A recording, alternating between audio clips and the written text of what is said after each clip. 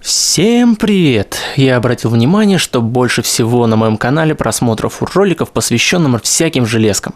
Так что я пойду на поводу аудитории и расскажу про очень маленький, но важный инструмент, который я постоянно использую в своем виртуальном хозяйстве.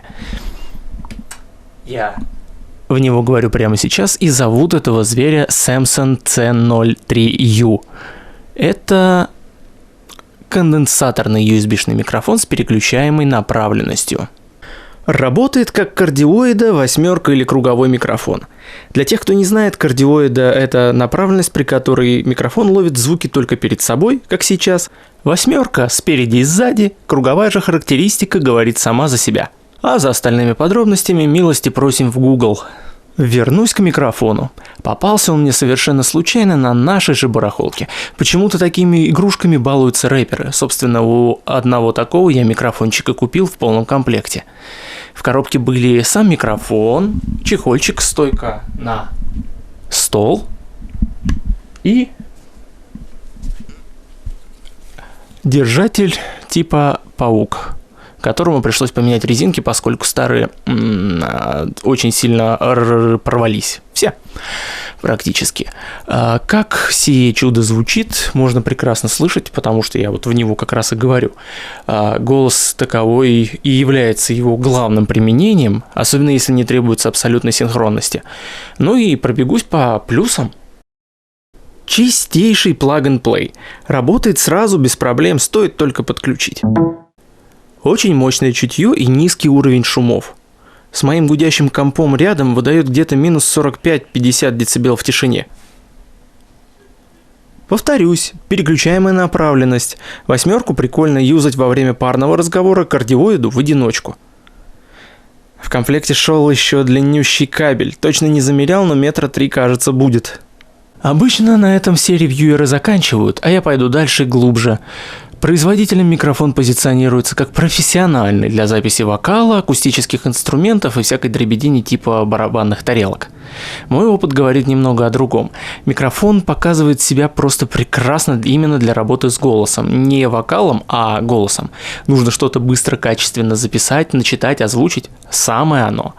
Не нужно париться с заглушкой помещения и предусилением. Просто работает. Выпендриться офигенно качественным звуком в скайпе проще некуда.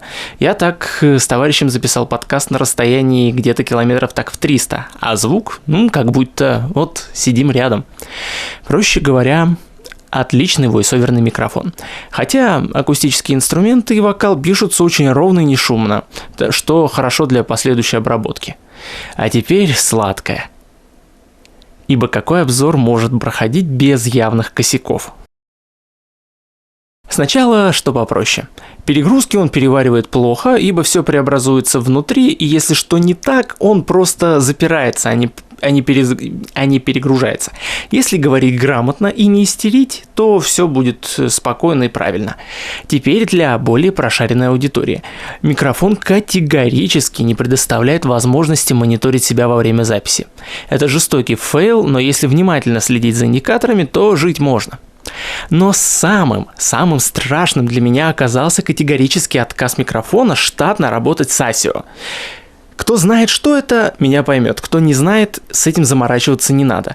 Я понемногу склоняюсь к покупке конденсаторника той же серии C03 без U, но с XLR, который с XLR разъемом вместо USB. Проблема заключается в том, что стандартными средствами невозможно заставить его работать в одном секвенсоре вместе с ASIO-совместимой звуковухой, типа моей Mai 44 USB. Один из вариантов лечения заключается в применении враппера ASIO for All, но с ним моя карточка прилично тормозит, а микрофон будто ловит переполнение буфера и через минуту-две работы начинает зверски хрипеть. Сброс ASIO помогает на те же 2-3 минуты.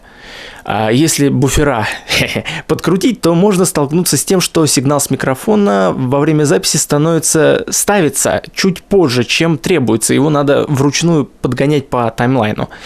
Это не есть хорошо, поэтому пришлось на компромисс пойти. Внезапно сработал штайнберговский MME драйвер, это который DirectX, Direct Sound и прочая дребедень.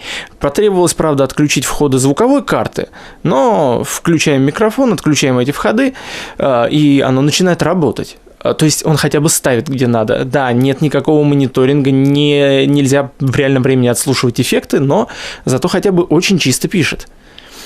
По сути своей это все, что я хотел рассказать про данный девайс. Покажу его еще раз.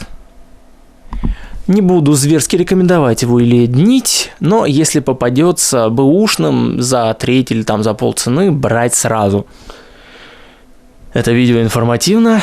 Лайки, подписка и комментарии приветствуются. А если еще и друзьям рассказать, то... а уж если остальные видео на канале посмотреть, то ах! Спасибо за внимание.